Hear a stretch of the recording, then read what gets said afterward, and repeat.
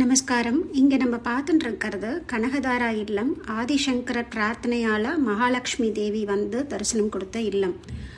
ஜெகத்குரு ஆதிசங்கரர் இளம் பிராயத்தில் சந்நியாசம் மேற்கொள்வதற்கு முன்பு தினமும் சில வீடுகளில் பிக்ஷைக்கு செல்வது வழக்கம். அப்படி செல்கையில் ஒரு நாள் ஆதிசங்கரர் ஒரு வீட்டுக்கு சென்று பிக்ஷை கேட்டார். அந்த வீட்டு தலைவர் வெளியில் சென்றிருந்தார். வீட்டில் அவருடைய மனைவி மட்டும் இருந்தால். வாசலில் வந்து பிக்ஷை கேட்ட பாலசங்கரனை பார்த்தபோது சாட்சாத் சிவபெருமானே பாலகன் வடிவில் வந்து பிக்ஷை கேட்டது போல் அந்த பெண்மணிக்கு தோன்றியது. வீடு தேடி வந்த பிள்ளைக்கு பிக்ஷையிட எதுவும் இல்லையே என்ற தவிப்புடன் வீடு முழுவதும் தேடி பார்த்தாள். ஒரு உலர்ந்த நெல்லிக்கனி மட்டுமே இருந்தது. அன்பின் மிகுதியால் அந்த நெல்லிக்கனியை எடுத்து வந்து பாலக சங்கரனின் தட்டில் போட்டாள். தன்னுடைய நிலையை நினைத்து கவலை கொண்டாள்.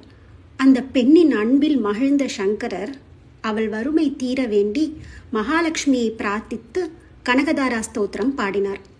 அவர் பாட்டுக்கு இறங்கிய மகாலட்சுமி தரிசனம் கொடுத்தாள். அப்போது தமக்கு பிக்ஷையிட்ட பெண்மணியின் வறுமை நீங்க வேண்டும் என்று வேண்டினார் சங்கரர்.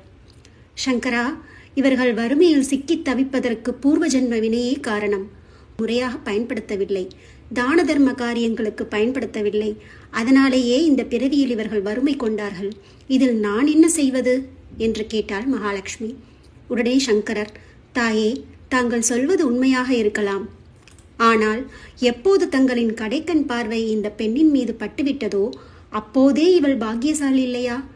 வறுமையை நீங்க அருள் புரிவதில் தடை என்ன இருக்கிறது என்று கேட்டார். சங்கரரின் சமத்தான பேச்சில் மகிழ்ந்த மகாலட்சுமி அந்த வீட்டில் தங்க நெல்லிக்கனிகளையே மழையென பொழிந்தாள் என்று இந்த ஸ்லோகம் உருவான விதம் பற்றி ஞான நூல்கள் கூறுகின்றன. எந்த செல்வம் வேண்டினாலும் தினசரியோ அல்லது வெள்ளிக்கிழமைகளிலோ ஆதிசங்கரர் அருளிய இந்த கனகதாரா ஸ்தோத்திரத்தை பாராயணம் செய்தால் வேண்டியது கிடைக்கும் என்பது ஐதீகம். அங்கம் ஹரேஹே புலகபூஷணமாஶ்ரயந்தி ப்ருங்காங்கநேவ முகுலாபரணம் தமாலம்